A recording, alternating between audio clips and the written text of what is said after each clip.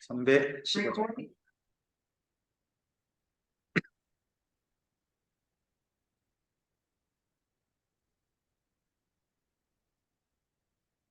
315장입니다.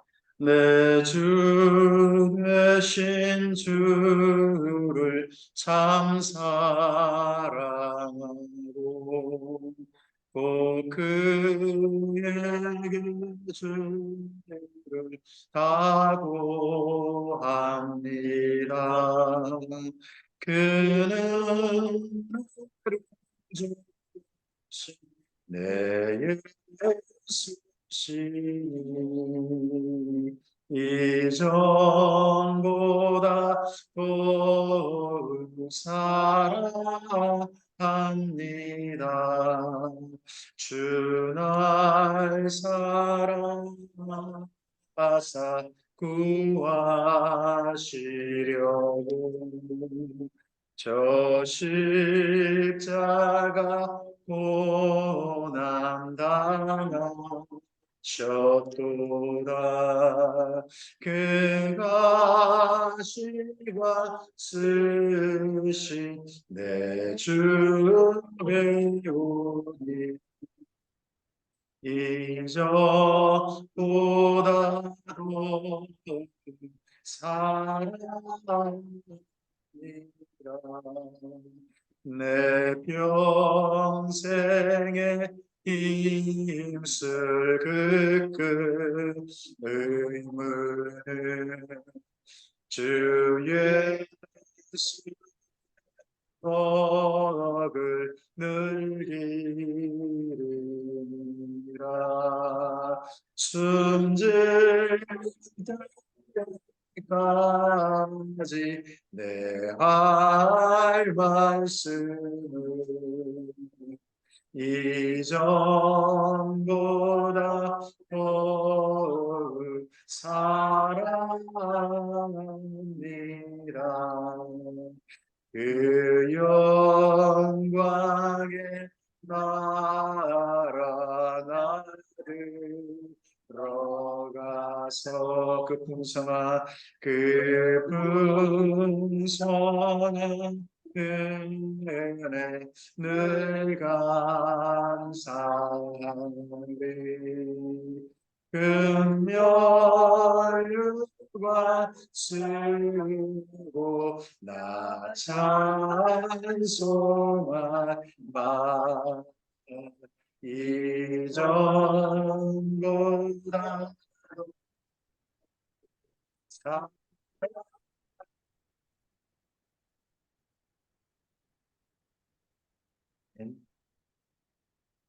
장대희 집사님 기도해 주시겠습니다.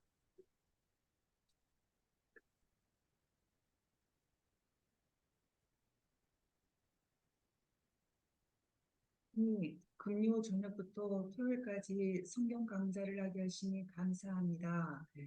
진리의 말씀을 전하는 주의 사자를 먼 곳에서 보내주시고 하나님의 심정을 이해하고 배우게 하시니 또한 감사합니다. 주의 사자에게 진리 충만하게 하시고 마치는 시간까지 강건하게 인도하옵소서. 듣는 모두에게 하나님의 사랑을 깨달아 삶으로 하나님께 순종하게 도와주옵소서. 예수 그리스도 이름으로 기도합니다. 아멘.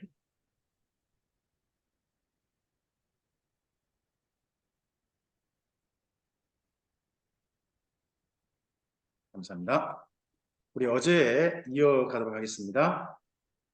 안디옥 교회가 드디어 주님의 특히 성령님의 지시하심을 받아서 사랑하는 일에 적극 나섭니다.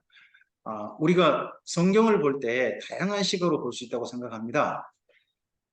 뭐 잘했느냐 잘못했느냐 이런 식으로 볼 수도 있고요. 또 다양하게 볼 수도 있지만 저는 가장 기본적으로 봐야 할 것은 하나님께서 왜 이런 성경을 기록하게 하셨고 오늘 우리에게 읽게 하실까를 이해하는 것이 가장 중요한 성경 읽기라고 생각합니다. 신약 성경에 교회들이요 완전하지 않습니다. 신약 성경 교회들요 부족합니다. 모자라고요. 다툼도 많고요. 오해도 있고요. 잘못된 길로 가기도 합니다. 크게 꾸지람 듣기도 합니다. 그럼에도 불구하고 교회들입니다. 그 교회들의 이야기를 기록하게 하셔가지고 지금 오늘 우리에게 보게 하신 것은요. 첫째는 우리 또한 그 똑같은 교회라는 걸 보게 하는 겁니다. 그럼에도 불구하고 교회들이 했던 일을 보는 겁니다. 그 교회들이 했던 일이 바로 누가 원하신 일입니까? 하나님께서 기뻐하신 일이고 성령님께서 그를 통해 하고 싶으신 일인 거죠. 오늘 여기 안디옥 교회도요. 이 이후에 다툼도 있고요. 갈등도 있어요. 하지만 안디옥 교회가 정말 잘한 일이 뭐냐 그러면요. 성령님의 지시하심을 받아가지고 선교사를 파송한 일입니다. 이게 뭡니까? 사랑하는 일에 사람을 보내는 겁니다. 교회가 이 땅 가운데서 다양한 곳에 사람들을 보내는데 왜 보내야 되느냐? 사랑하라고 보내야 되는 겁니다. 우리가 주일 예배 드리면 파송 받는 거예요. 모이는 예배를 드린 거잖아요. 모이고 난 다음에 그 다음에 해야 될 일이 뭡니까? 보냄 받는 거예요. 보냄 받아서 뭐 할 거예요? 그곳에서 주님의 지시하심을 받아서 사랑하는 일을 해야 됩니다. 그러한 모범으로서 여기 안디옥 교회가 사랑하는 일을 3번이나 연거푸 계속했던 일들을 함께 보자는 겁니다. 이때 바나바와 바울, 그 당시엔 사울이라고 하죠. 두 사람이 보냄받습니다. 이때 대표는 바울이 아닙니다. 바나바가 대표입니다. 바나바가 담임 목사님이고, 네, 바울은 거기에 함께 협력하는 부교육자이신데 당시에는 지금으로 말하면 안디옥에서요 실루기아에서 배를 타고 키프로스 두브로라는 섬에 가죠. 그래서 살라미를 거쳐서 바보까지 이르고요. 버가에 이릅니다. 페르가라고 하는 곳, 지금 유적지가 상당히 크게 남아있어요. 그곳에 갔다가 비시디 안디옥에서 바울이 처음으로 설교합니다. 버가 이후에 보면요. 바울의 이름이 바뀌어 있어요. 읽어보시면 버가 이후 이름이 바뀌어 있습니다.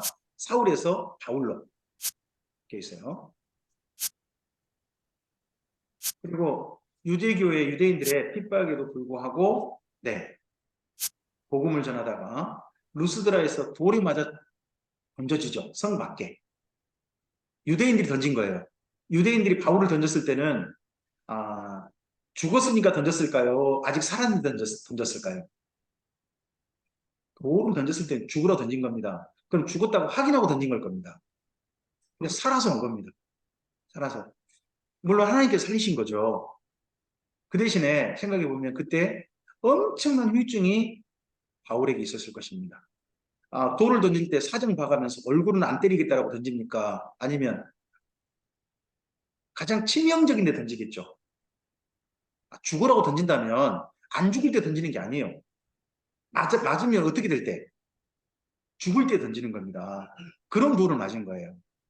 우리가 돌에 맞는다는 것에 대해서 뭐 그냥 영화라든지 연속극에서 그냥 봐서 그런 거지 실제로 그 장면은 너무 끔찍합니다. 네. 그런 경험을 하게 돼요. 혹시 이제 나중에 그 유럽이라든지 이런데 트르키라든지 이런데 가면요 성 한가운데 도시 한가운데요 큰 기둥이 서 있는 게 보일 거예요. 광장 있잖아요. 광장마다 기둥이 하나 딱 서 있는 게 보일 거예요. 혹시 홍 집사님 가보시면 그거 못 보셨나요? 항구 도시 같은데 선장님은 항구 못 들어가시나요? 그 전에 혹시 못 가보시면 도심에 가보시면요 특히 옛날 도심은 광장 있잖아요. 광장 있으면 그 유럽 같으면 반드시 뭐가 두 가지가 있어요. 하나는 교회가 있어요. 광장 사거리에 교회가 하나 있어요. 반드시 잘 보시면 대부분 교회가 있어요. 또 하나가 있는데요. 광장에 기둥이 하나 서 있어요. 그 기둥이 왜 서 있을까요? 광장에 기둥이 하나 서 있어요.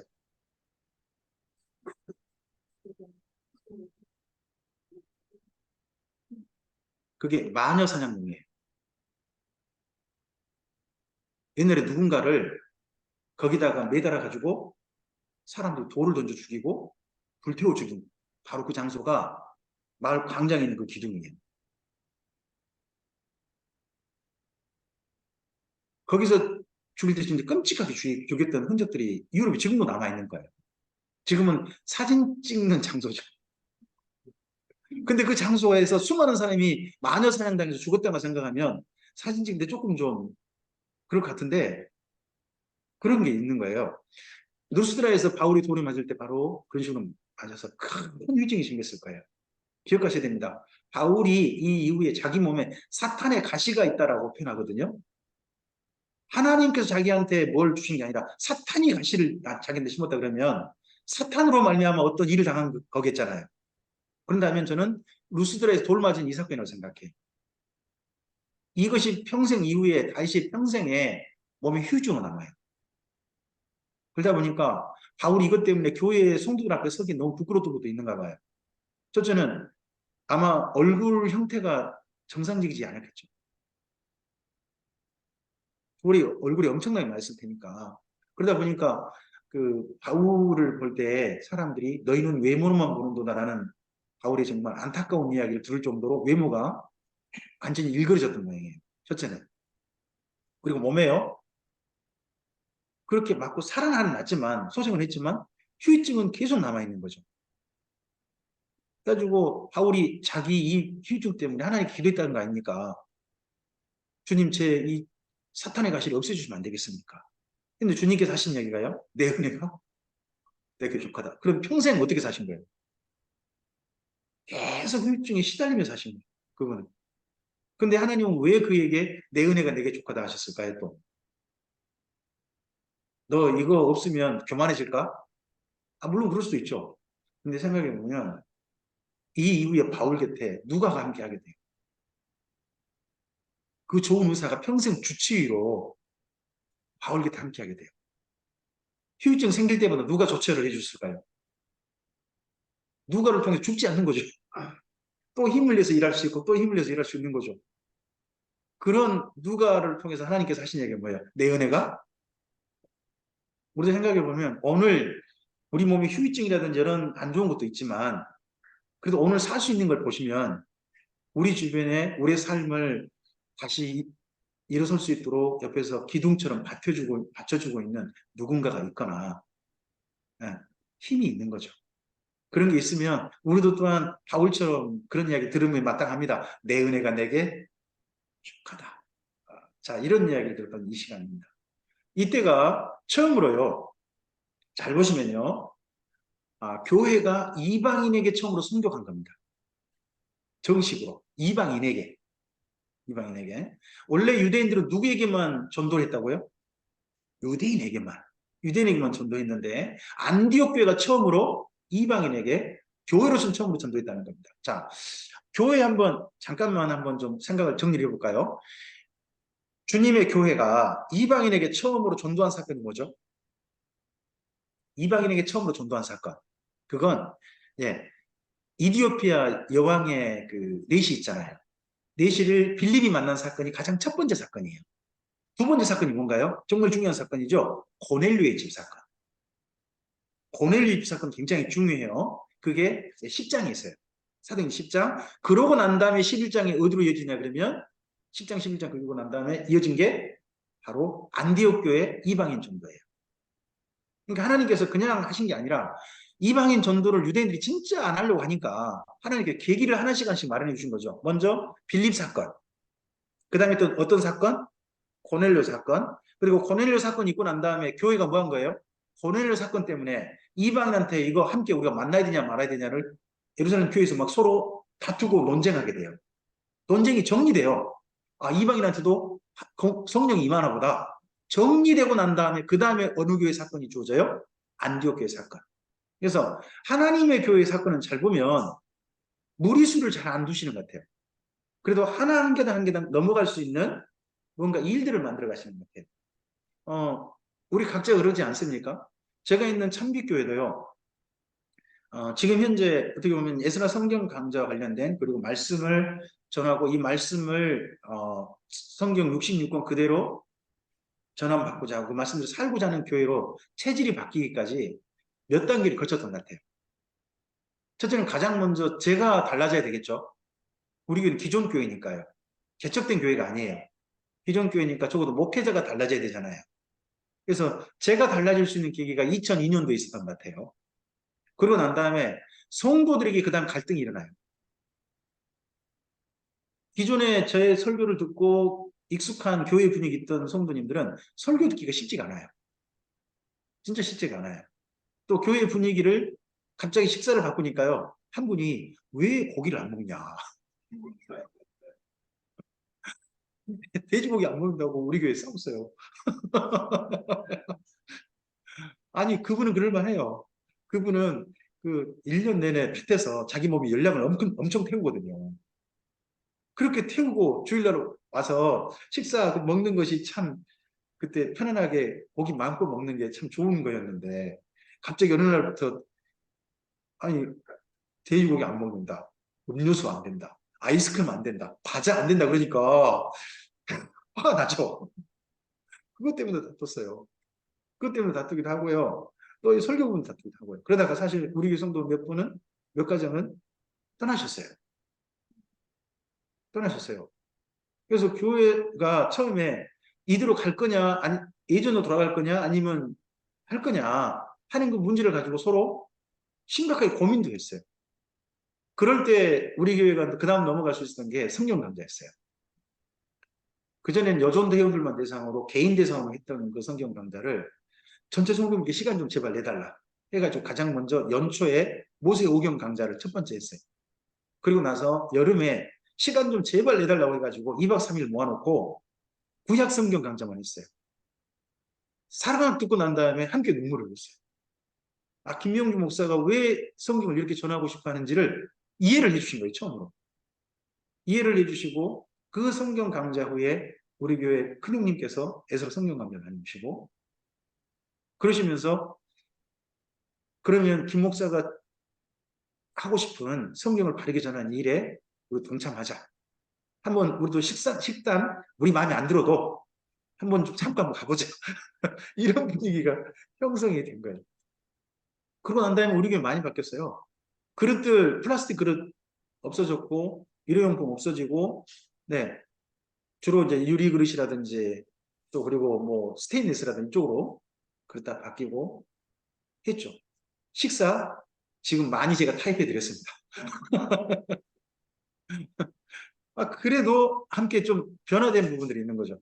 적어도 제 눈치 봐서 아이스크림은 잘 안 사오려고 하세요.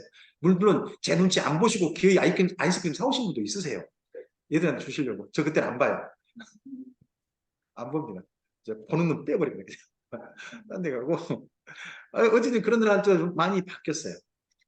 바뀌고, 그리고 또 지금은, 그때 제 설교 때문에 너무 힘들게 있던 분들이 이런 이야기 하시죠.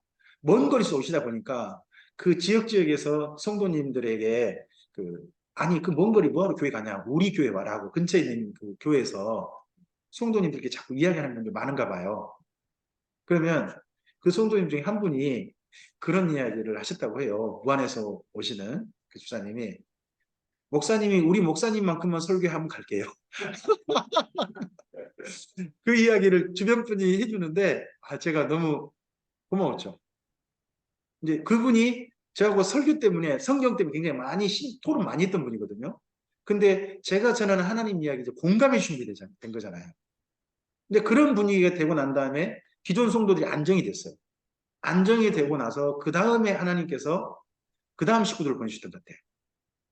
에스라 성경 강좌를 통해서 만나고 또 그러면서 그때 저의 이야기를 듣고서 오신 분들이 교회 성도들이 오셔가지고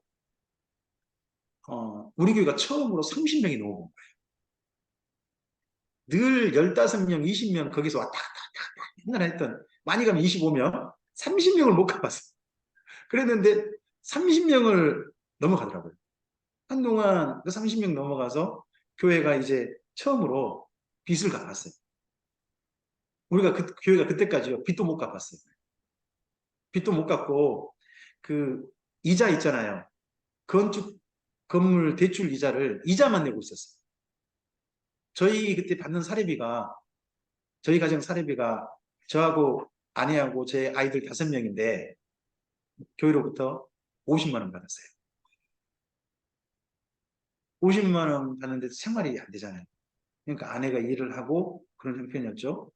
근데 그때 국가에서 우리 가정을 하나님의 은혜로 좀 주목하게 보게 해주셔서 아내가 가서 사정을 했죠. 그러니까 실사 보고 나서 기초생활 수급 대상자를 해준 거예요. 그러면서 저희가 한 일이 뭐냐 그러면 저희 사례비를 30만 원으로 내렸어요. 그리고 20만 원을 적금을 들었어요. 사실 저희가 받는 사례비에서 20만 원 적금 든 거예요. 적금 들고 해가지고 그 적금 든 걸 가지고 나중에 교회 성도 30명 정도 됐을 때 그동안 이자만 내다가 드디어 원금 일부 갚자 하는 정도가 된 거예요. 드디어. 그때 원금을 뭘로 갚았느냐? 저희가 그동안 했던 적금을 가지고 갚았어요. 적금을 가지고 갚았는데 적금이 그래도 800만 원 넘게 모였더라고요. 그래서 그거 가지고 이자 일부 내고 원금 갚아가지고 저희가 처음으로 원금을 낮췄어요. 원금을 낮추니까 그 전에 우리 교회가 냈던 이자가 지금 예전에 3.5% 그렇게 이자였잖아요. 그때 우리 교회는 6.9%, 7% 그랬어요. 농협에서 대출 받는데도 너무 위험 부담이 크다는 거예요. 대출금이 너무 크다. 근데 그걸 낮춰줘가지고 저희도 다른 교회와 똑같이 좀 됐죠. 그러면서 우리 교회가 형편이 돼서 좀 숨통이 트이게 됐어요. 활동할 수 있는 내부적으로도 이제 조금 비용을 좀 쓸 수 있는 그런 교회가 되고 식구들이 좀 더 늘어서 뭐 코로나 이전에는 우리 교회가 60명, 뭐 70명도 바라봤던 그런 교회가 됐었죠. 되면서 대출 다 갚고 그러면서 그래도 광주에서는 다른 교회를 이제 도울 수 있는 교회로 이제 조금 좀 자리매김하게 됐죠. 근데 거기까지 온 기간이 2002년도부터 2020년이니까 21년이니까 한 20년 걸린 거예요. 우리 교회는 진짜 느릿하게 왔어요. 진짜 천천히 왔어요. 그 시간에 함께 고생했던 사람 중에 제일 고생한 사람이 사실 제 아내예요. 견뎌준 거예요. 견뎌주고 성도님들이 또 성도님들이 안 늘어도 견뎌준 거예요. 멀리서 기꺼이 지금까지 오고 있고 지금도 우리 교회 멤버고요. 언젠가 제 생각은 그래요. 그분들 지역으로 파송할 생각도 있어요. 뭐 제가 계속해서 목회를 할 수는 없잖아요. 파송을 한다든지 그렇게 해서 또 지역에서 교회를 이루고 그러기를 바라는 마음도 있어요. 근데 교회가 걸음걸음을 가는 것이 그냥 뭐랄까 한꺼번에 확 가기는 쉽지 않다는 겁니다. 울산 예술교회도 마찬가지로 생각합니다. 죄송합니다. 울산이 지금 말씀사랑교회죠. 네. 입에 좀 붙어 있으니까 그건 좀 양해를 청합니다. 말씀사랑교회가 맨 처음에 울산 예술교회로서 저하고 만나셨습니다. 그때 함께 모이셨던 분들이 그래도 서로 너무 단단하셔가지고 희망이 있다 하는 생각을 했습니다. 그 걸음을 제가 지켜본 게 울산 예술교회하고 저하고 만난 지가 지금 벌써 몇 년 되신 거죠? 초청해 주시고 난 다음에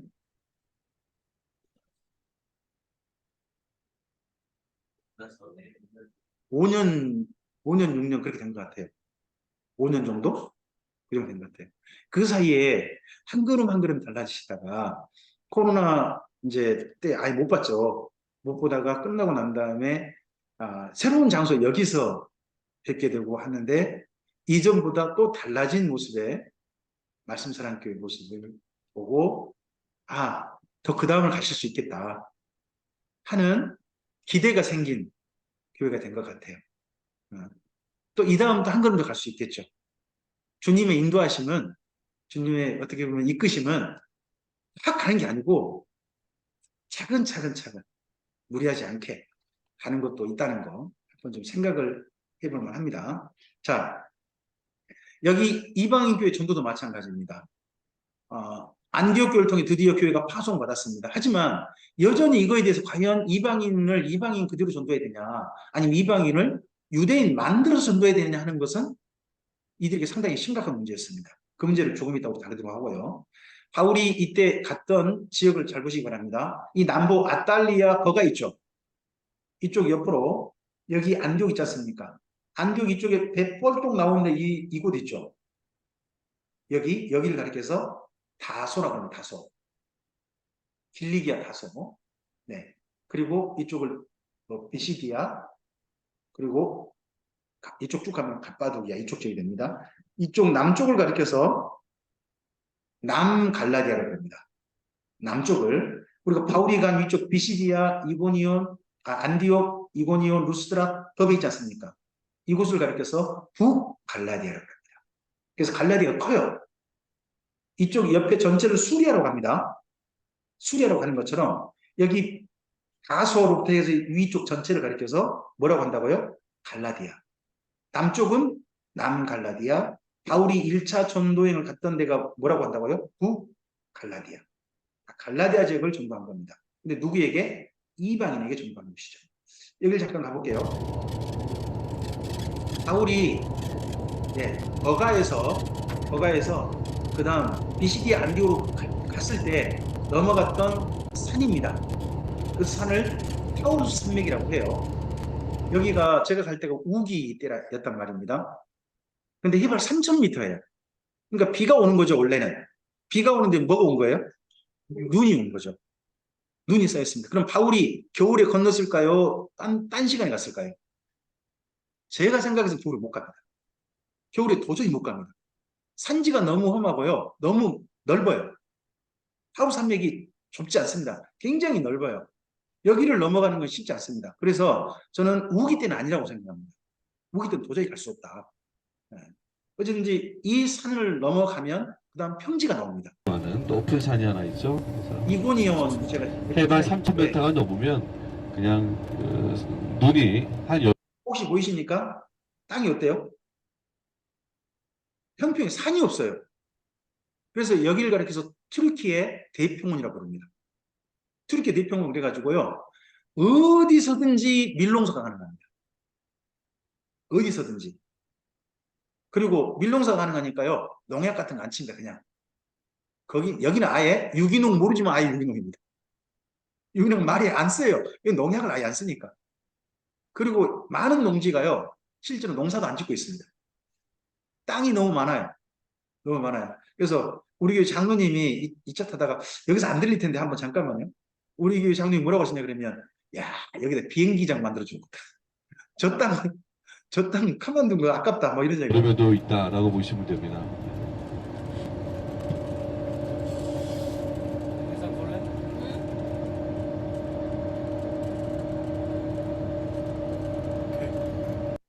이고니온은 이렇게 지나만 갔습니다. 들어가서 볼 거 있을까요 없을까요? 없어요. 사실 없답니다. 가서 그냥 도시만 작은 집들만 구경하고 나오는 거죠. 높은 산이 하나 있죠. 그리고 바울이 간 루스드라 더베 옆으로 가면 더 동쪽으로 가면 그쪽 지역을 갑바도기아라고 합니다.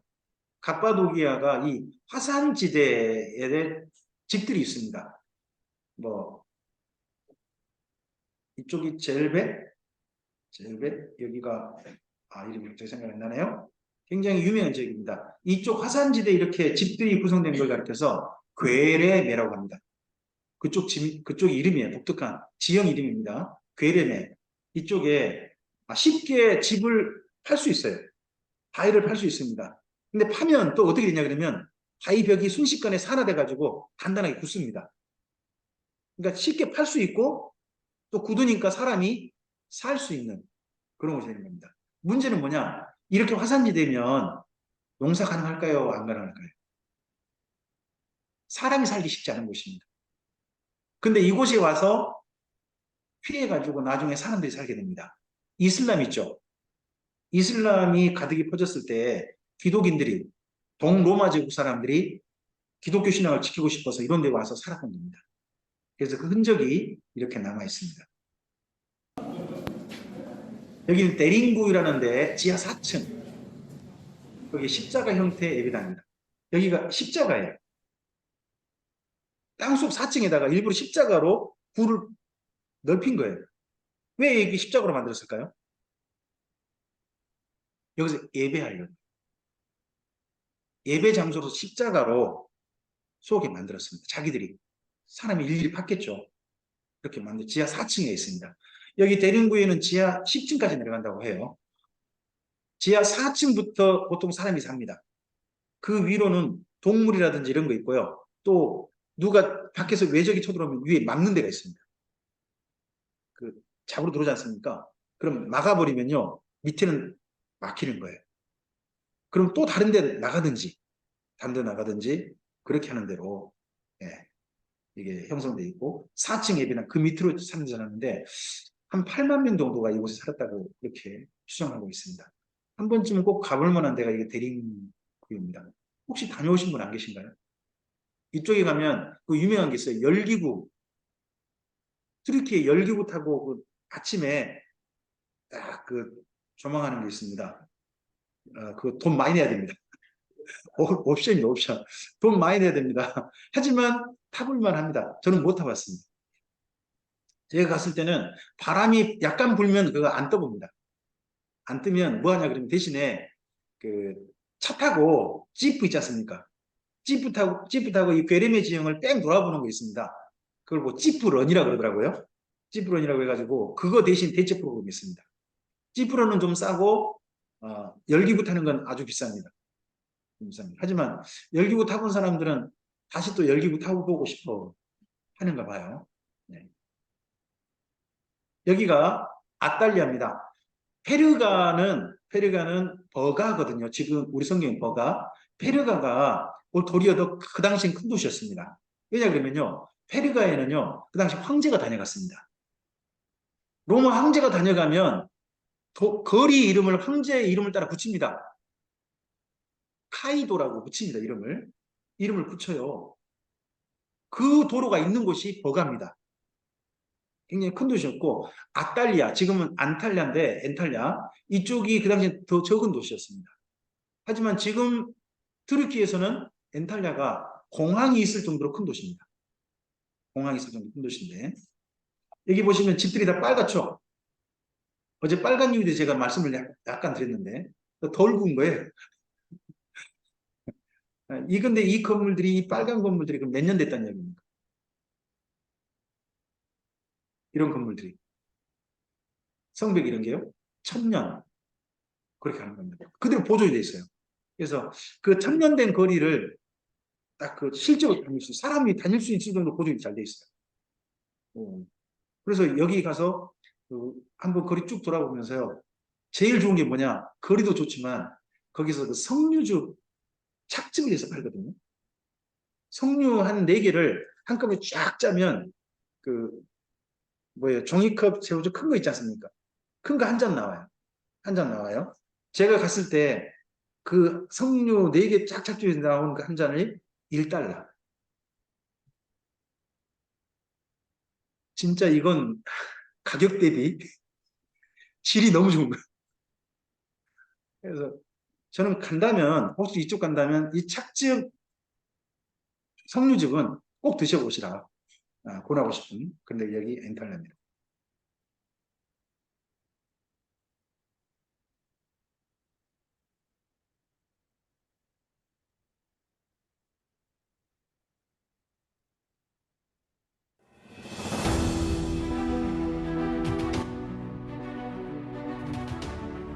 엔탈리아입니다.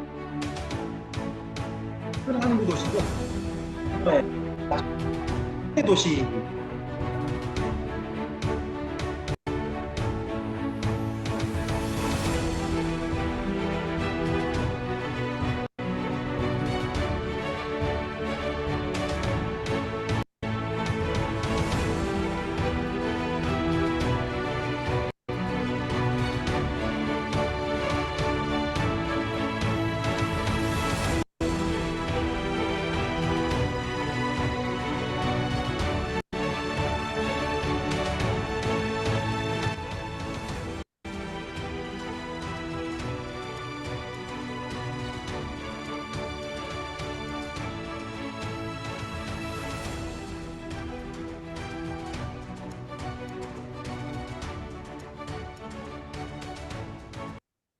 제가 생각하기에 진짜 드론을 꼭 가져가셔야 될 것 같습니다.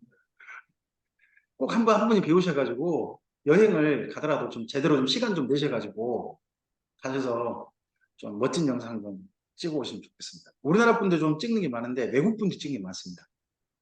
외국 분들이 찍은 게 많고 또 외국 분들이 찍은 게 좋은 영상이 또 많아요. 제가 맞습니다. 다행히 저작권을 안 걸어놔서 이런 건 이렇게 좀 볼 수 있습니다. 우리 사도행전 15장을 좀 가겠습니다. 바울과 바나바의 1차 전도행이 끝나고 나서 일입니다. 먼저 14장, 네, 26절부터 28절 먼저 좀 읽으시겠습니까? 읽어주시죠. 거기서 배를 타고 안디옥에 이르니 이곳은 두 사도가 이룬 그 일을 위해 전에 하나님의 은혜에 부탁하던 곳이라. 그들이 이르러 교회를 모아 하나님이 함께 행하신 모든 일과 이방인들에게 믿음의 문을 여신 것을 보고하고 제자들과 함께 오래 있습니다. 누구에게 문을 여셨다고요? 이방인들에게. 그래서 이게 중요한 거죠. 1차 전도행은 뭐예요? 이방인들을 향한 전도의 문이 열렸다는 거예요. 하나님께서. 네, 그것에 수종든 교회가 어느 교회? 여기 안디옥 교회, 수리의 안디옥 교회다 하는 겁니다. 자, 그런데 그런 일이 있고 난 다음에 오래 머물렀다고 하는데 그 오래란 시간이 얼마 정도인지 모르겠어요. 근데 바로 15장 가보시면 교회가 조금 안정되고 기뻐할 찰나 이런 일이 터집니다. 15장 1절부터 2절 읽어주세요. 어떤 사람들이 유대로부터 내려와서 형제들을 가르치되 너희가 모세의 법대로 할례를 받지 아니하면 능히 구원을 받지 못하리라 하니 바울 및 바나바와 그들 사이에 적지 아니한 다툼과 결론이 일어나죠. 형제들이 이 문제에 대하여 바울과 바나바와 및 그 중에 몇 사람을 예루살렘에 있는 장로와 사도들에게 보내기로 작정한. 자, 거기에 1절에 보면 어떤 사람들이 어디로부터 내려왔다고요? 유대라고 돼 있죠. 그럼 유대라는 지역이 굉장히 넓어요. 그럼 유대에 어디에서 왔을까요? 이렇게 해놨지만 사실은 예루살렘인 거예요. 예루살렘 교회에서 온 거예요. 예루살렘 교회에서 어떤 사람들이 내려와서 형제들을 뭐 했다고요? 가르쳤대요. 그럼 아무나 내려온 게 아니에요. 적어도 예루살렘 교회 지도자급이 내려온 거예요. 뭐 바울과 바나바와 견주는 그런 급인 거죠. 그런 급의 분들이 내려오셔가지고 가르쳤다는 거예요. 가르쳤다는 거예요. 뭐라고 가르쳤어요? 모세의 법대로 뭘 받지 아니하면 할례를 받지면 뭘 못 받는다. 그러면 구원의 조건 중에 구원 받으려면 반드시 먼저 뭘 받아야 한다. 할례를 받아야 한다라는 것이 이들의 이야기였다는 거예요. 이걸 가리켜서 할례파라고 해요. 할례를 받아야 구원이 있다라고 주장하는 사람들을 가리켜서 할례파라고 합니다. 자, 이들이 이렇게 할례를 주장한 이유는 구약 성경에 사실 많이 근거해요. 자, 교회 안에서 성찬식을 행하죠. 성찬식 하지 않습니까? 그 성찬식은 예수님께서 마지막 십자가 지시기 전에 제자들과 함께 했던 걸 기념한 걸 교회에서 그대로 물려받은 거잖아요. 자, 예수님께 성찬식 할 때 그때 절기가 무슨 절기였죠? 유대인 절기가 무슨 절기예요? 유월절 바로 전날이잖아요. 그래서 그럼 그 식사가 무슨 식사예요? 유월절 식사인 거예요. 맞죠? 유월절 식사를 한 거예요. 그럼 여쭤볼게요. 유월절 식사는 누가 참여할 수 있어요? 구약 성경에 근거하면 유대인만 참여하는 거예요. 할례 받은 자만 가능하단 말이에요. 만약에 예수님의 성찬이 6월절 식사라면요. 6월절 식사라면 누구만 참여 가능해요? 할례 받은 자만 가능하게 돼요. 그리고 그 성찬을 통해서 교회가 언약을 맺었잖아요. 언약을 맺고 그리고 난 다음에 예수님께서 언약 맺은 교회를 위해서 십자가에 달리신 거 아니에요. 언약 맺은 교회를 위해서. 그러면 할례 받은 주장에 일리가 있는 거예요. 성찬에 참여하고 성찬에 참여한 자만 예수님과 언약을 맺은 대상이 되고 그들을 예수님이 십자가를 지셨다면 반드시 이방인도 뭘 받아야 한다? 할례를 받아야 한다 하는 주장을 하는 거예요. 그러니까 할례파 주장이요 전혀 터무니없는 게 아니에요. 구약 성경이 근거하고요 일리가 있어요. 그럼에도 불구하고 이방인들이 할례를 받지 않아야 될 이유가 있다는 거죠. 그럼에도 불구하고 그리고 난 다음에 이것을 나중에 교회가 이방인들이 할례를 받지 않아도 유월절 기념 식사인 예수님의 성찬에 참여할 수 있는 이유가 있다. 이방인도. 왜 유월절 식사에 이방인도 참여할 수 있지? 하는 것에 대해서 설명을 해요. 일단 그 부분은 좀 우리가 짚고 넘어갈까요? 잠깐 거기다 줄 넣으시고 골로새서 2장을 좀 봐보세요.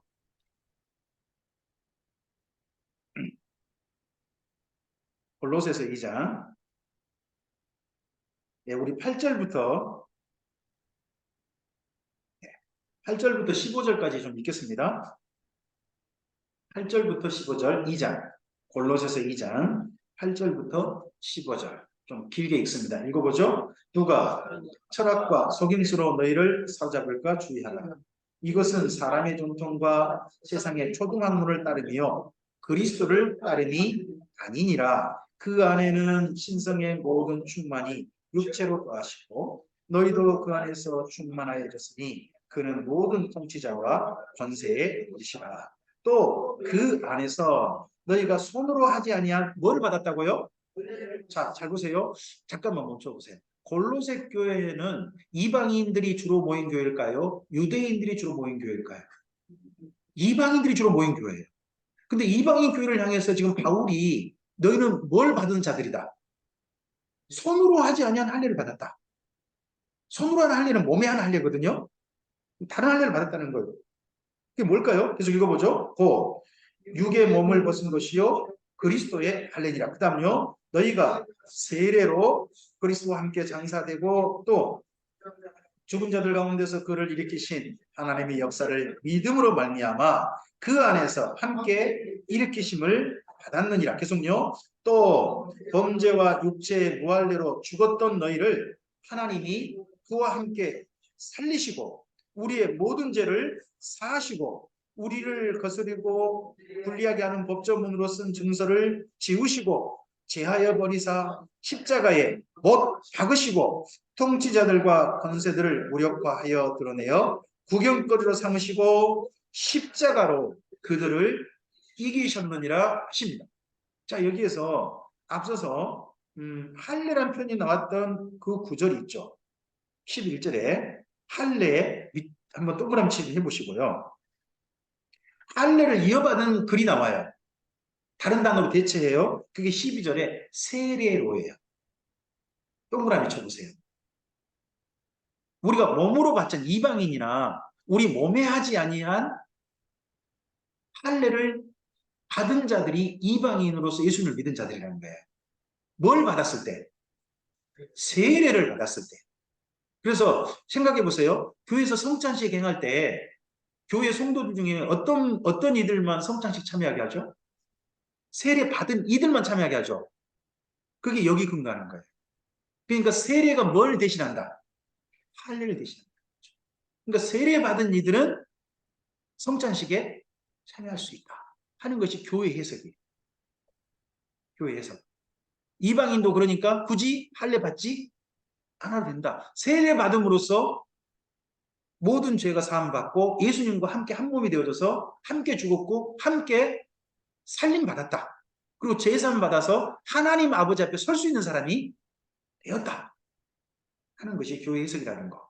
이건 기본적으로 마음속에 가지시면 좋겠습니다. 우리 굳이 유대인 될 필요가 없는 거예요. 그죠? 다시 돌아가 보세요. 15장. 그럼에도 불구하고 그 당시에 유대인들은 이러한 바울과 바나바의 이방인을 향한 전도, 할례도 주지 않고 무조건 세례를 줘버리고 하는 것에 대해서 이해를 못한 거예요. 바울 일행 중에 바울과 바나바와 선교팀 중에서요. 바나바와 바울이 이방인에게 할례도 베풀지 않고 바로를 세례를 줬을 때 제일 이해하지 못했던 사람이 누굴까요? 바울 선교팀 중에. 그분이 마가 요한이에요. 마가 요한이 이거 그 당시 이해가 안 된 거예요. 그래서 나중에요. 마가 요한에 대해서 방금 골로새서 읽으셨잖아요. 골로새 4장을 가보시면 마가 요한에서 바울이 뭐라고 하느냐. 마가 요한 보고 할레파이나 이렇게 말을 해요. 할레파는 뭐예요? 어떤 사람을 할레파라 그래요? 할례를 받아야 구원이 있다고 주장하는 사람이라는 거예요. 그러니까 본래 마가 요한은요. 할례를 받아야 구원이 있다고 주장했던 사람이에요. 그러니까 뭐 타우루스 산맥이 너무 높아가지고 그게 겁나가지고 못 넘어갔다. 그런 게 아니고요. 바울과 바나바의 구부로에서 이방인들이 그냥 세례를 줘버리고 이런 거 보고 용납이 안 됐던 거죠. 그러다 보니까 자기 외삼촌인데도 싸운 거죠. 그냥 바나바하고. 그때 그런 바람에 마가 그때 집으로 가버리죠. 그 표현을 잘 보셔야 돼요. 집으로 갔다고 해요. 집이면 어디예요? 안디옥 교회가 아니에요. 예루살렘으로 간 거예요. 그럼 예루살렘 가서 마가 요한이 가만히 있었을까요? 자기가 이거 도저히 용납 안 되는 그 이야기를 전했을까요? 전했죠. 전하니까 예루살렘 교회 성도들 중에요. 세상에 이런 이단이 있나? 해가지고 급히 어디 내려온 거예요, 지금요? 여기 지금 안디옥 교회 내려온 거예요. 그래서 교회가 이 말 때문에 2절 보시면 뭐가 일어났다고요? 바울과 바나바와 그들 사이에 표현을 좀 부드럽게 해놨죠. 어떻게 해놨다고요? 적지 아니한 다툼이 일어났다. 그러면 싸움이요. 큰 싸움 난 거죠. 큰 싸움 난 거예요, 지금요, 교회 안에. 근데 이걸 차마 큰 싸움 났다는 말을 표현을 못 하겠으니까 어떻게? 큰 싸움은 큰 싸움인데 그냥 적지 않은 다툼이 났다 하는 걸로 이렇게 표현을 좀 바꾼 것 뿐이에요. 이거 만약 해결 못하면 어떻게 될까요? 안디옥 교회가 흥비박산 나는 거예요. 그러니까 해결 방법을 어떻게 하냐 그러면 이 문제를 어디 가서 상의하자. 안디옥에서 할 게 아니라 어디 가자. 예루살렘 가서 하자는 말을요. 그 내려온 사람들이 한 게 아니라 바울과 바나바가 먼저 했다는 거죠. 거기 가서 이거 해결하고 그러고 난 다음에 그 다음 일 하자. 왜요? 바나바를 파송한 데도 어디예요? 예루살렘 교회잖아요. 그러면 거기서도 해결하고 그러고 난 다음에 일하자 하는 겁니다. 자, 그래서 그것 때문에 그 다음 일어난 것이 예루살렘 총회입니다. 3절 예로 좀 읽어주실까요? 3절부터 5절 읽어주세요. 그들이 교회의 존성을 받고 베니게와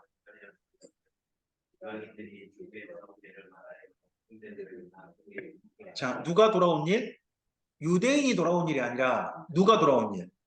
이방인들이 돌아온 일. 그래서 여기 지금 13장 이후로는 교회 전도가 어디를 향해서 지금 초점 맞춰져 있다. 이방인에게. 그걸 사도행전 1장 8절과 연결해 보세요. 사도행전 1장 8절에서는 뭐예요? 표현상 땅끝. 1장 8절은 땅끝. 그 전도로 지금 간 거예요. 사실 잘 보시면 사도행전은요. 1장 8절 말씀의 이루어짐이에요. 예루살렘과 온 유대와 사마리아. 그 다음 어디요? 땅끝이잖아요. 땅끝의 시작이 사실 교회로 본다면 안디옥 교회부터 출발하는 거죠. 자, 그 다음 계속 읽어주세요. 예루살렘에 이르러 교회와 사도와 장로들에게 영접을 받고 하나님이 자기들과 함께 계셔서 행하신 모든 일을 말하며 5절이 중요해요. 바리새파 중에 어떤 믿는 사람들이 일어나 말하되 이방인에게 할례를 행하고 모세 율법을 지키라 명하는 것이 마땅하다 하니라. 자, 바리새파 중에 믿는 자예요. 바리새파로서 예수님을 대적하는 자가 아니고요. 바리새파이지만 예수님을 믿고 받아들인 사람들이에요. 그 사람들이 주장하는 거예요. 이방인은 뭐 해야 된다? 할례를 받아야 되고 또 모두 지켜야 된다. 이것이 뭐하다? 마땅하다고 돼 있잖아요. 원래 근데 마땅하다는 말이 영어로 번역된 게 딱 그 원래 원어에 맞게 번역한 거거든요. must be라고 번역을 했어요. must be. 영어로 할 때 그 말을 우리나라 말로 번역할 때는 마땅하다 해놓은 거예요. must be가 뭐죠? 우리가 많이 외우지 않으셨나요? 반드시 뭐뭐 해야 한다. 그러니까 이방인들이 율법 지키고 할례 받는 건 마땅하다 정도가 아니라 반드시 할례를 받아야 되고 반드시 율법 전체 다 지켜야 된다. 이방인도. 원래 이렇게 이 주장이에요. 이게 여기 사도행전 15장의 중요한 회의 주제예요. 만약 이 회의 주제대로 통과됐으면 여기 남자분들 뭐 하셔야 돼요? 네, 포경 수술이 받으시면 안 돼요. 할례를 받으셔야 돼요. 포경 수술과 할례는 다릅니다. 포경 수술은 의과적 처치고요. 할례는 종교적 의식입니다. 종교 의식으로서 그걸 받으셔야 돼요. 근데 지금 뭐 남자분 중에 고래 잡으신 분도 있지만 고래 안 잡으신 분도 있겠죠? 뭐 이렇게 말하면 그냥 남자끼리 통한다 그러더라고요. 하여튼 뭐 그런데 뭐 그런 거 상관없잖아요. 이방인들은 그죠? 자, 이 일 때문에 많은 변론이 있었어요. 거기 6절을 보시면, 6절 7절 보시면 많은 변론이 있었다 그러면요. 쉽게 회의가 정리되지 않았다는 거죠. 논쟁이 참 많이 왔다 갔다 했는데 이때요. 한 분이 목숨을 걸고 이 회의에 참석해요. 그분이 누구냐? 베드로예요. 앞서 베드로가 9장에서 어떻게 했죠? 죽을 뻔했잖아요. 야고보는 죽고 베드로는 천사가 끄집어내가지고 나 살았어 하고 알리고 급히 사라져버리죠. 가버렸대요. 예루살렘 떠는 거예요. 떠나서 어디 갔는지 이야기를 않고 있어요. 그랬는데 베드로가요. 이 소식을 듣고 여기 왔다는 거예요. 아마도 그러면 베드로가요. 안디옥이라든지 이런 데 있었을 가능성이 높아요. 수리 안디옥 교회 있잖아요. 그런 데 있었다든지 그랬다가 지금 여기 함께 왔을 가능성도 있다고 봐요. 근데 와가지고 뭐 한 거예요? 바울과 바나바 이야기를 적극 변한 거죠.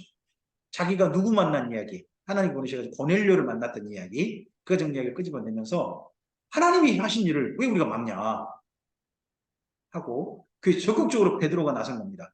베드로가 그래도요, 뭐 예루살렘 교회 인정을 못 받는다 할지라도 12사도 중에 수지사잖아요. 베드로 이야기를 무시할 사람은 없는 거죠. 그런데다가 바나바와 바울이 또 하나님께서 자기들과 함께 했던 이야기를 전하고 나서 그리고 종전합니다. 종전하는 분은 거기 보시면 13절에 한 분 이름에 동그라미 치신 게 좋겠죠? 그분이 13절에 보시면 야고보라는 이름이 나올 겁니다. 동그라미 치시면 좋을 것 같습니다. 이분이 누굽니까? 예수님의 동생 야고보입니다. 우리 성경에 야고보서를 쓰신 분. 그분이기도 하고요. 이 이후에 오랫동안 예루살렘 교회를 담임한 예루살렘 교회 대표로서 일하신 분이 이분입니다. 그러니까 예루살렘 교회 맨 처음 시작할 때는 대표가 누구냐 그러면 베드로기 분명하잖아요. 근데 어느 순간 보면 베드로에서 자연스럽게 여기 야고보로 바뀌어 있습니다. 그게 9장이라고 생각하시면 됩니다. 9장 정도의 야고보로 바뀌어 있는 거예요. 그리고 이 회의도 예루살렘 총회 15장 이 회의도 지금 회장님이 누구신 거예요? 베드로가 아닌 거예요. 야고보가 회장님인 거예요. 그래서 야고보가 회의 전체를 주재하고 있고 마지막 결론도 누가 내주고 있어요 지금요? 야고보가 내주고 있어요. 그 야고보의 의견을 누구도 반론을 못 내려요. 아 솔직히요.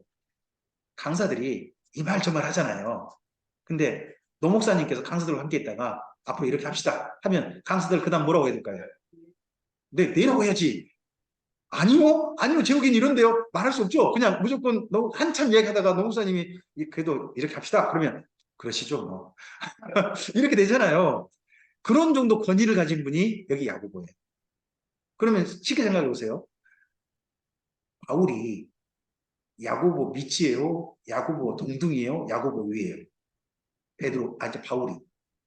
야고보하고 바울 사이가 야고보 밑이에요? 야고보 동등이에요? 야고보 위에요?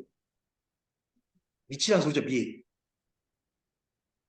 바울도요, 야고보 말에는 들어줘야 되는. 그러니까 그 당시 믿는 유대인 중에 최고로 권위 있는 분이 심지어 베드로보다 더 엄청난 권위를 가지고 있는 분이 야고보다 하고 읽으셔야 돼요.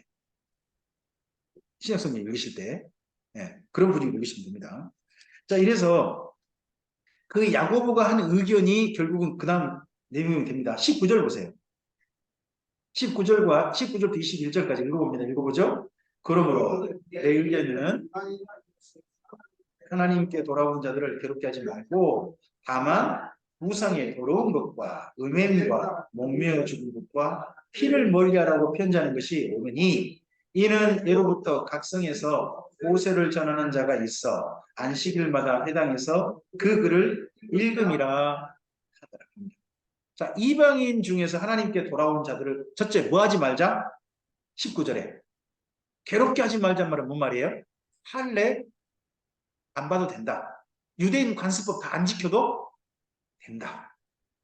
첫째, 허용해 준 겁니다. 이방인은 이방인으로 살아도 된다.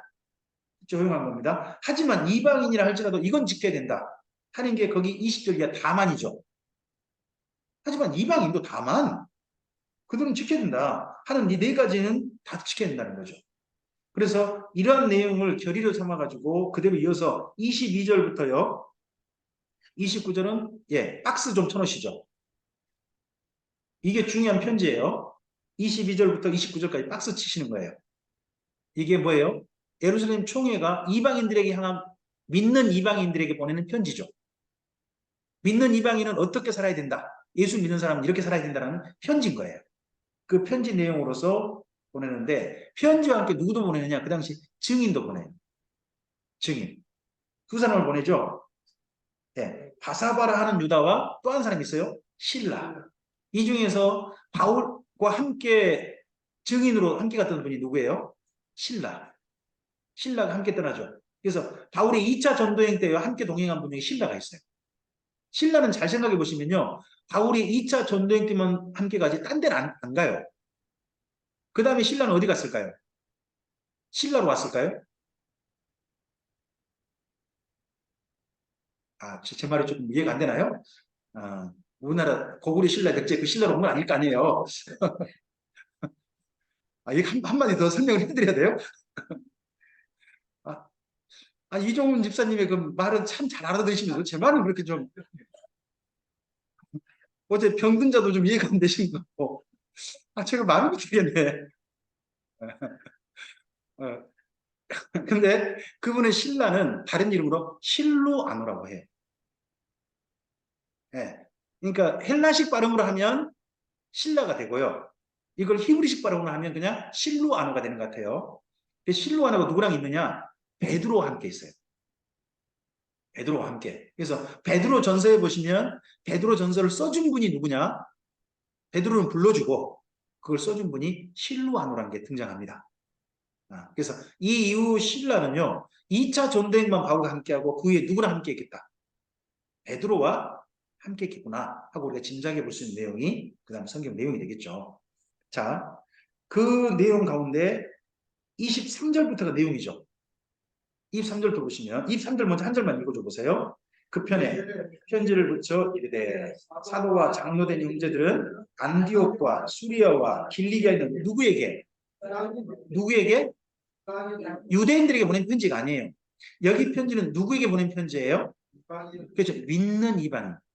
그러니까 이 믿는 이방인이니까 누구도 관심 있게 봐야 돼요?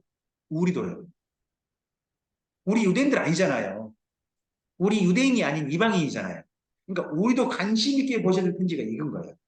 자, 그 내용 가운데 우리가 들어봐야 할 내용이 24절과 26절까지죠.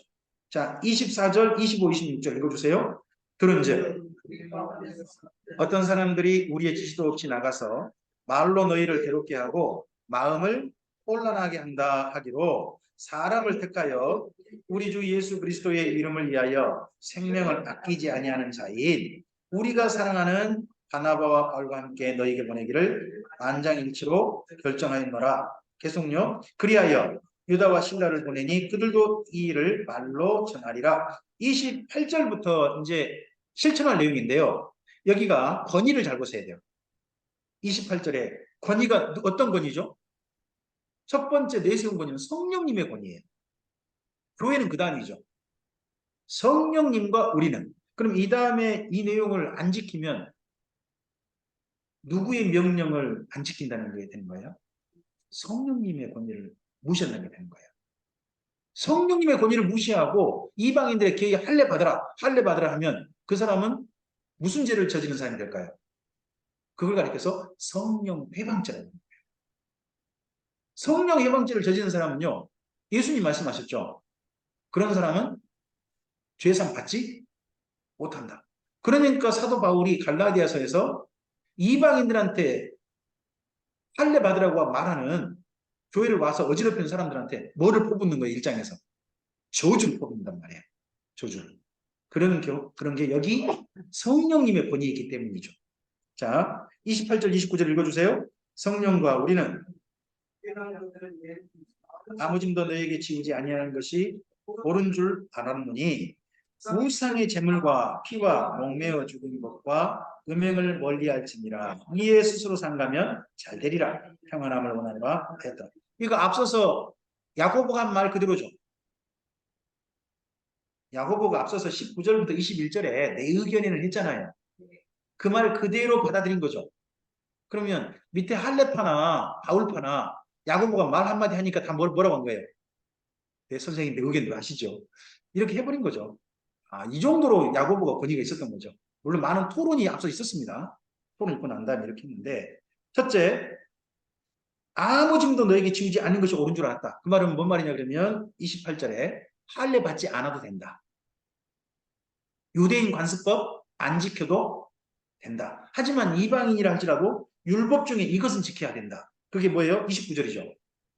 첫째, 뭐를 삼가라고요? 우상의 제물. 그러니까 제사 음식은 드시지 않는 거예요. 저는 그렇게 생각해요.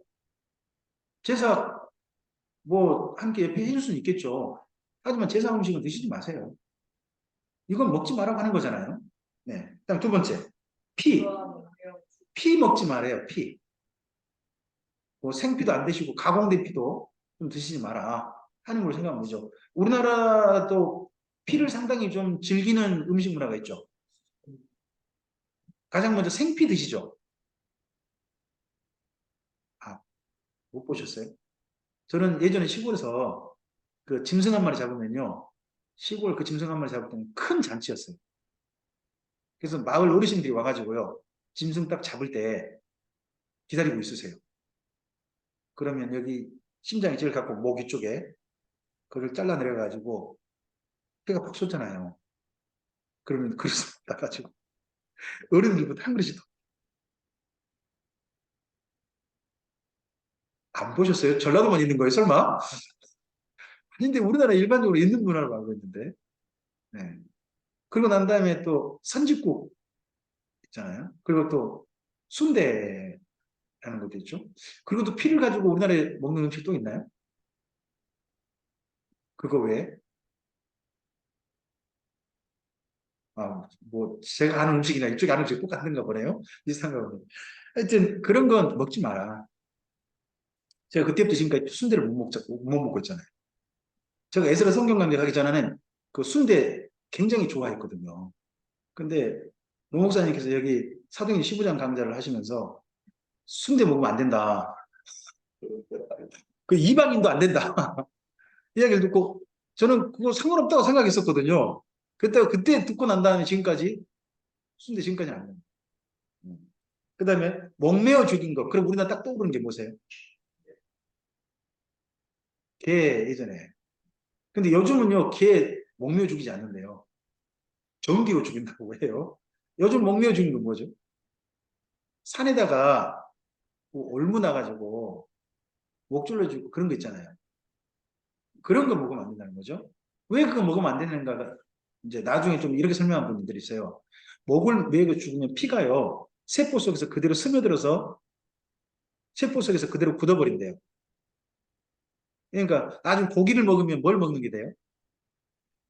피를 먹게 되는 것이 있어서 피는 다 제거하고 먹어야 되는데, 그러니까 목매어 죽 먹지 마라. 근데 이쪽 문화가 우리나라만 목매어 죽는 게 아니라 그 당시에 비시디 안쪽이나 이쪽 지역에 갈라디아 지역에 많은 사람들이 고기를 어떻게 잡아먹었다. 목을 매가지고 잡아먹었다. 그러니까 그쪽 이야기를 쓰겠죠. 그죠? 그리고 또 음행, 성적 음행. 또 이 음행은 또 사실 뭐냐 그러면 우상숭배와 관련한 의식이에요. 그 당시에. 그런 건 삼가야 된다. 네. 하고 부탁한 겁니다. 그러면 여기 29절은요, 우리도 지켜야 되는 거예요. 이건 유대인만 지킬 게 아니고요, 믿는 이방인들도 지켜야 할 법이 29절이다 하고 생각하면 됩니다. 자, 이런 내용으로 정리가 됐어요. 이방인들은 어떻게 예수 믿으면 된다 하는 게 15장에 정된 거예요. 그래서 15장은 굉장히 중요해요. 유대인들에게는 안 중요해요. 하지만 우리가 이방인이잖아요. 그러니까 우리들에게 중요한 내용이 여기 15장이에요. 교회의 결정이고 성령님의 결정이거든요. 이 결정된 내용을 가지고 전도 나가는 게 2차 전도행이에요. 이 전도, 이렇게 정리된 내용을 이방인 형제들에게 가서 알려서 이방인 형제들이 불안해하지 않고 이 교회의 결정을 따라서 안정되게 신앙생활을 하도록 돌보자고 보내는 거죠. 근데 이때 팀이 나뉘었죠. 팀이 나뉘었습니다. 뭐 바울 팀과 바나바 팀이 나뉘었어요. 이해하세요. 다 성령 충만해도 싸우고요.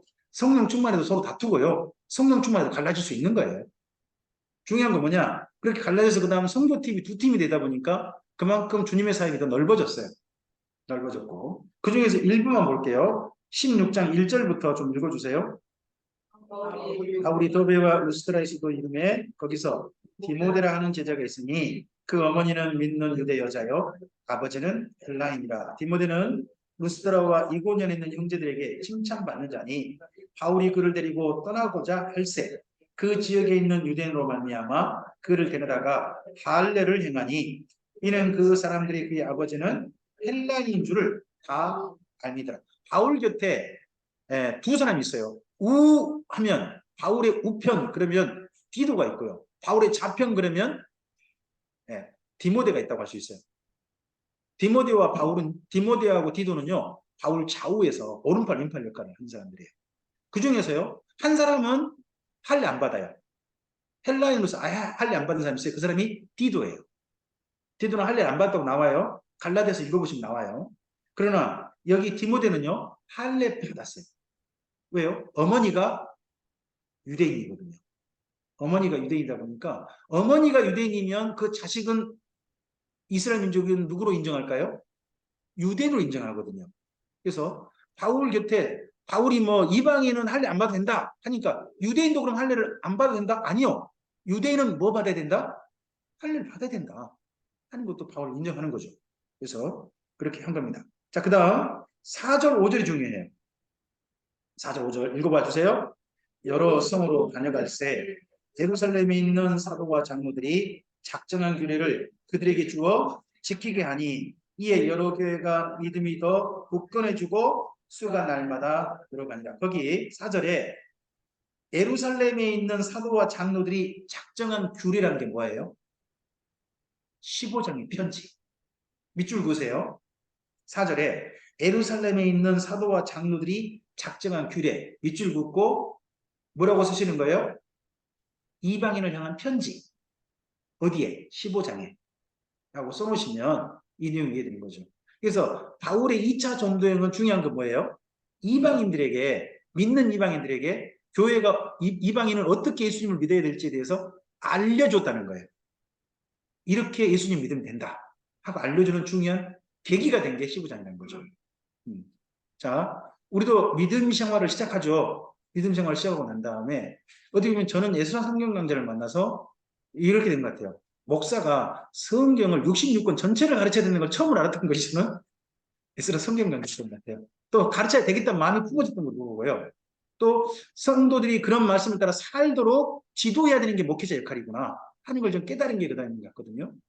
믿은 건 그전일 수 있지만 이 규례를 통해서 어떻게 믿어야 될지가 정해지잖아요. 그래서 이방인들의 걸음이, 이방을 향한 사랑의 걸음이 한 걸음 더 나가게 됩니다. 자, 이제 2차 전도여행은 잠시 쉬었다가 우리 함께 그 다음 여행 떠나보도록 하겠습니다. 잠깐 쉬겠습니다. 지금 10시 10분인가요? 10시 10분인가요? 네, 10시 20분에 시작하도록 하겠습니다.